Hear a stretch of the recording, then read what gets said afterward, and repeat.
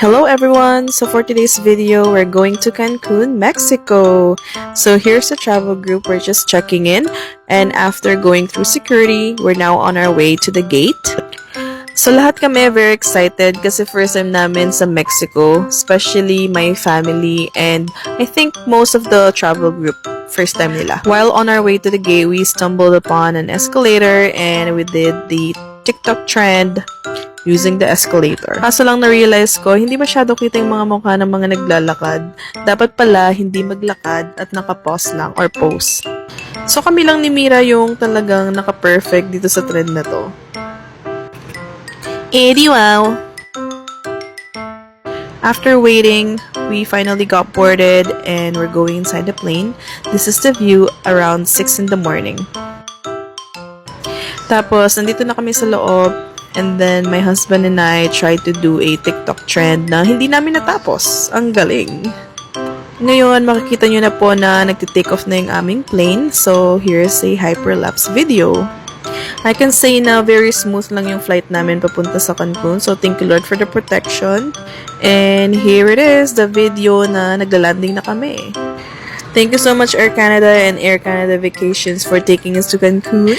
So, after immigration and getting our bags, we're now in this coach bus. And it was extra nice because it only had our travel group. So, that's a plus points. After about 40 minutes of travel from the airport, we have arrived to our resort. And our resort name is Grand Palladium Select Costa Mujeres. At ito na po ang lobby, talaga namang napaka-aesthetic. So yung una namin ginawa is nag-check-in muna kami sa lobby. Of course, we gave our documents. But since our room is not ready until 3 p.m., nag-lunch muna kami dito sa buffet. Pangalan ay Isla Blanca. After namin magpakabusog sa buffet, sumakay kami dito sa boat at nagkahiwalay pa nga ang bride at groom. Si Christian nasa amin and si Eliza nandun sa kabilang grupo. Ang galing, di ba? Tignan niyo naman po yung aming anak. Talagang nag-e-enjoy siya sa kanyang ice cream. At sobrang saya ko na makita na nag-e-enjoy siya. Pengi naman yung chocolate ice cream, JJ. Nakakamiss. Nakakamiss po talaga ang only food, only dessert, only ice cream.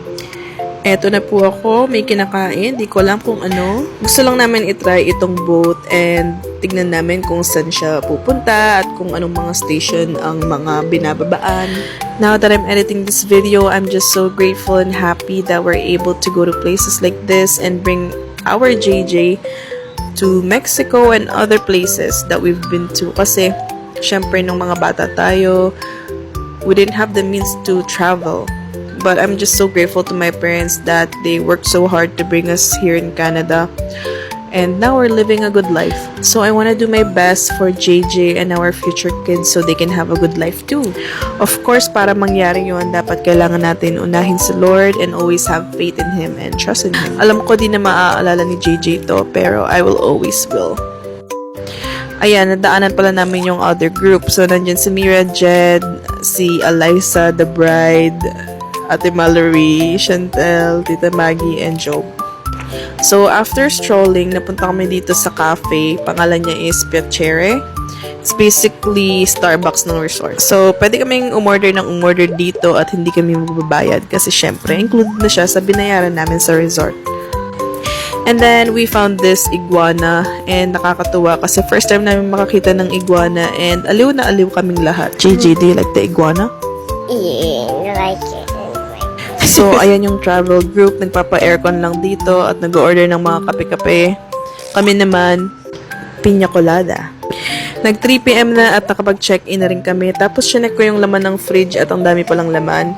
Complimentary siya para sa stay namin and nire-refill din siya every day. If you got to the very end of this video, thank you so much for watching. Bye! God bless!